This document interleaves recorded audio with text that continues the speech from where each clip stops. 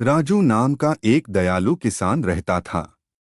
उसके पास एक छोटी सी झोपड़ी थी जिसकी छत सूखी घास से बनी थी।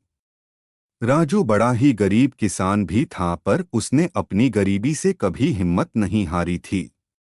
राजू अपने खेतों में बहुत मेहनत करता था। उसकी मेहनत से ही इस साल उसका खेत सब्जियों से भरा हुआ था। मोटे लाल टमाटर, कुरकुरी हरी बीन्स और चमकदार बैंगनी बैंगन।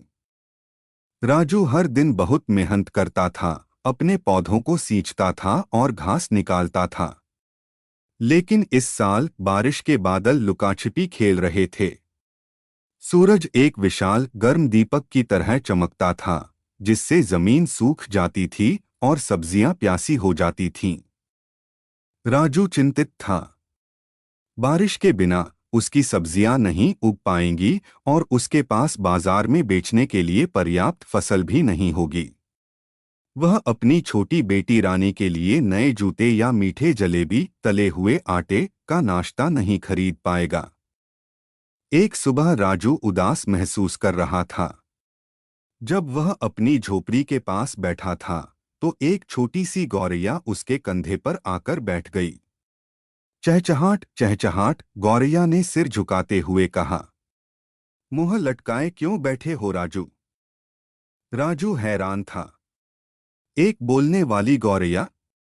उसने सूखी जमीन और भूखी सब्जियों के बारे में अपनी चिंता बताई। गौरैया ने धैर्यपूर्वक सुना। चिंता मत करो राजू, वह चहचहाई। मुझे एक गुप्त स्थान का पता है। आम के ऊंचे पेड़ के पीछे एक छिपी हुई धारा बहती है। इसका पानी आपकी सब्जियों को फिर से हरा भरा कर देगा। राजू की आंखें चमक उठीं। उसने गौरैया को धन्यवाद दिया और उसकी बताई हुई बातों का पालन किया। सबसे ऊंचे आम के पेड़ के पीछे उसने एक जगमगाती धारा देखी, ठीक वैसे ही जैसा गौरैया ने कहा था। राजू ने अपनी बाल्टी को ठंडे पानी से भर लिया और वापस अपने खेत की ओर दौड़ पड़ा। उसने ध्यान से प्रत्येक प्यासे पौधे के चारों ओर पानी डाला। सब्जियां खुशी से चहकती हुई लग रही थीं, उनकी पत्तियां चमकीली हरी हो गईं। कुछ दिनों बाद आखिर बारिश आ ही गई।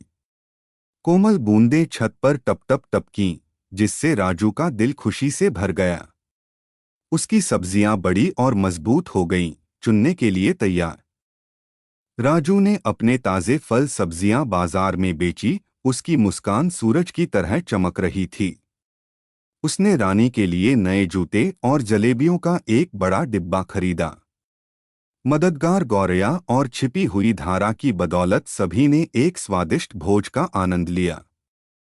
उस दिन से राजू कभी भी छोटी गौरैया की दयालुता और छिपी हुई धारा के जादू को नहीं भूला। वह जानता था कि भले ही चीजें मुश्किल लगती हैं, वहां हमेशा थोड़ा जादू खोजने के लिए इंतजार कर रहा होता है।